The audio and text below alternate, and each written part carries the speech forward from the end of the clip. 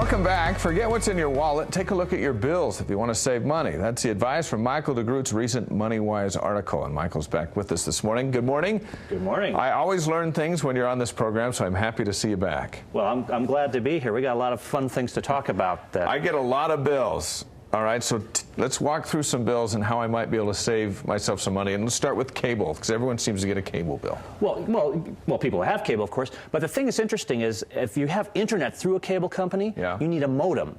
And it used to be you'd get it with the charges, but now they're charging separate costs for these things. And so they're charging every month. You could go to your store, to a Best Buy or whatever, and buy a modem and save yourself money. So, but if you do that, make sure they're not still charging you for the other modem. Make sure you send it back and get that cleared. But that's one way you can save some money. Now, a lot of these companies like you to pay online, and I'm more of a traditionalist where I say I like you to send me a bill, and I keep a record of it.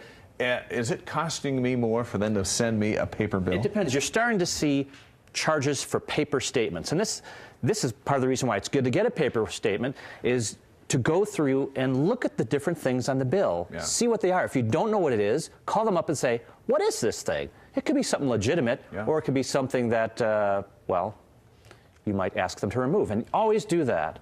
If you don't like something, ask them to remove it. You know, I did that, and I called and found that I saved myself a whole bunch of money because something was just on there that shouldn't have been. They're like, oh, hey, we're sorry about that. Okay, you owe $30 less. Yeah, and check that. Like my wife, she went to a Winco, and she came home, and a couple weeks later, she's going through receipts, and she noticed this charge for $20. She said, I didn't buy anything that's $20. She went back to the store, and they came back a few minutes later with a photograph of her having purchased a turkey that she said, oh, yeah, I bought a turkey. So always check, but just because you check doesn't mean that it's not legitimate. They might change names and stuff on you as well. What about phantom bills? What are we talking about here? Great charges. This is where you cancel something, or you order something online and you don't notice it says, we'll continue to charge for this for the rest of your natural life. Right.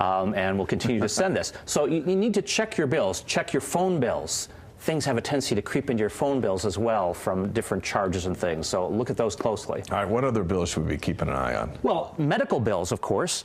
Those are ones where you have so many different entities are involved that it's really easy to get messed up in medical bills. And my child went to the hospital, and this was about a year ago. We're still getting bills from it, and sometimes they're just mistakes. Now, I've found that if you challenge something, most of the time you can get those fees waived or reduced because that place still wants you to be their customer. Yeah, and don't go in that with the attitude that they're being mean. They're just make a mistake, or maybe you made a slight mistake like my wife with the turkey. Plus, you're talking to an attendant in Florida who's got no idea. Yes, so it's not their fault.